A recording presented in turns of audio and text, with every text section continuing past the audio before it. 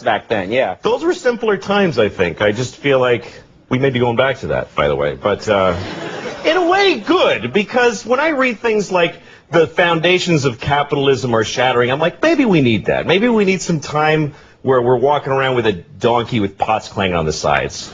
You think that would just bring us back to reality? Yeah, because everything is amazing right now, and nobody's happy. Like, in my lifetime, the changes in the world have been incredible. When I was a kid, we had a rotary phone.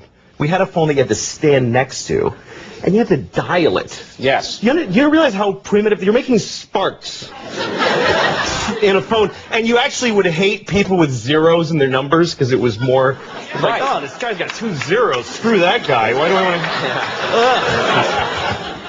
to? And then if they called and you weren't home, the phone would just ring lonely by itself. And then if you wanted money, you had to go in the bank for when it was open for like 3 hours. You had to stay in line, write yourself a check like an idiot. And then when you ran out of money, you just go, well, I can't do any more things now. I can't do any more things. That's it, yeah. That was it. And even if you had a credit card, the guy would go, ugh, and he'd bring out this whole shunk, and he'd write, he'd have to call the president to see if you had any money. And it's all true, kids. You had to call the president, yeah. It was ridiculous. Yes. Do you feel that we now, in the 21st century, we take technology for granted? Well, yeah, because now we live in an amazing, amazing world, and it's wasted on the crappiest generation of just spoiled idiots that don't care, because this is what people are like now. They got their phone, and they're like, it won't. Give it a second. It's going to space. Can you give it a second to get back from space? Is the speed of light too slow for you? Yeah. I was on an airplane, and there was internet, high-speed internet on the airplane. That's the newest thing that I know exists. And I'm sitting on the plane, and they go, open up your laptop. You can go on the internet. And it's fast, and I'm watching YouTube clips. I'm in an airplane. And then it breaks down. And they apologize. The internet's not working. The guy next to me goes, this is bull.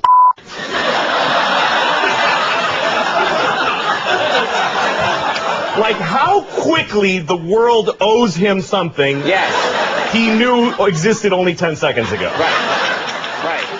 And on planes,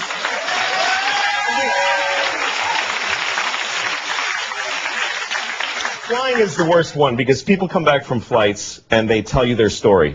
And it's like a horror story. They act like their flight was like a cattle car in the 40s in Germany. That's how bad they make it sound. Right. They're like, it was the worst day of my life. First of all, we didn't board for 20 minutes. Right. And then we get on the plane, and they made us sit there on the runway for 40 minutes. We had to sit there. Oh, really? What happened next? Did you fly through the air incredibly like a bird? Did you partake in the miracle of human flight, you non-contributing zero that you got to fly? You're flying! It's amazing. Everybody on every plane should just constantly be going, oh my God! Wow! Yes! You're flying. You're sitting in a chair in the sky. Yes. Yeah. That's right. Now, Louis, but it doesn't go back a lot. And it's not really. Here's the thing. People they say there's delays on flights. Yeah. Delays, really? New York to California in 5 hours. That used to take 30 years to do that, and a bunch of you would die on the way there and have a baby. You'd be a whole different group of people by the time you got there. Now you watch a movie and you take a dump and you're home. Yeah. Nicer way to say it than that, but yeah. No.